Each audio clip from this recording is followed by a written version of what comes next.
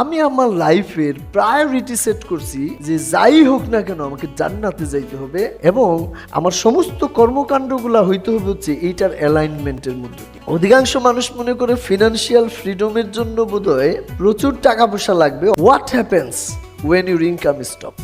আল্লাহ তাআলা আমাদের শুধু দুনিয়াতে থাকার জন্য পাঠায়নি, আবার শুধু আখিরাতেও আমাদের সাথে অর্জন করার জন্য বলে নাই। তিনি আমাদেরকে শিখিয়ে দিয়েছেন, রব্বানা আতিনা ফিদ দুনিয়া হাসানা ওয়া ফিল আখিরাতি হাসানা ওয়া কিনা আযাবান নার।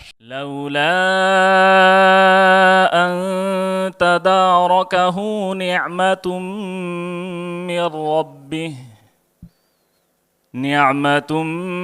মির রাব্বিহি লানুবিযা বিল আরাই ওয়া হুয়া মাযমুম। বড় রিজিক অথবা অনেক টাকা মনে হয় হালাল ভাবে ইনকাম করা যায় না, এই একটা ভুল কনসেপ্ট আমাদের মধ্যে আছে। বেশি টাকা যারা ইনকাম করে মনে হয় সুদ ঘুষ ছাড়া এটা সম্ভব। হালাল ইনকামে ফিনান্সিয়াল ফ্রিডম, দেখেন টাকার একটা অ্যালগরিদম আছে। আমাদের 70 ক্লাবের সদস্য জেএম মাজহার ভাই স্যারকে বরণ করে নিচ্ছেন। শুভ সন্ধ্যা সবাইকে।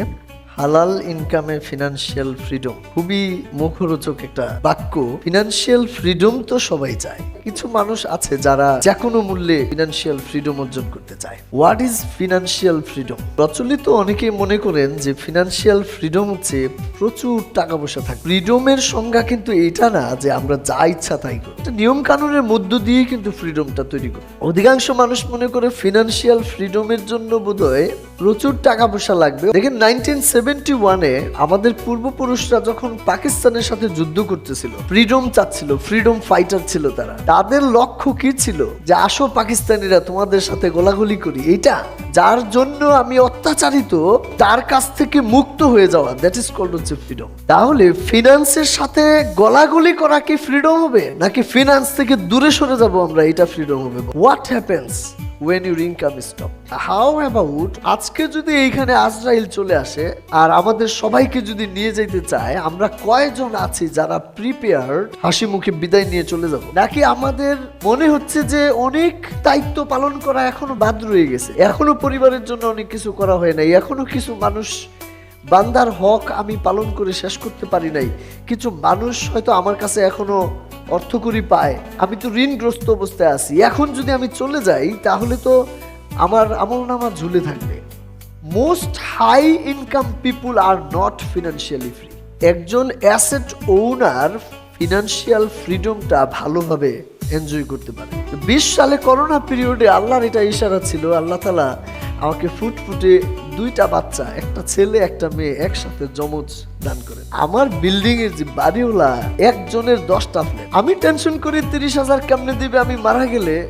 বাড়িওয়ালাকে দেখি 10টা ইন্টু 30,000, 3 লাখ টাকা ভাড়া উঠায় মাস শেষে।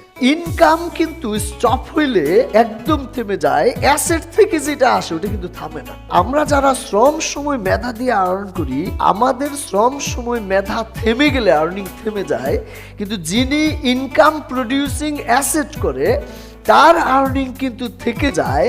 সে অসুস্থ হইলে থেকে যায়, সে দুনিয়া থেকে বিদায় নিলে থেকে যায়, তার প্রজন্মরা কিন্তু এটাকে ব্যবহার করতে পারে। ফিনান্সিয়াল ফ্রিডম ফিনান্সের সাথে সম্পৃক্ত না। Why income alone can't protect your lifestyle?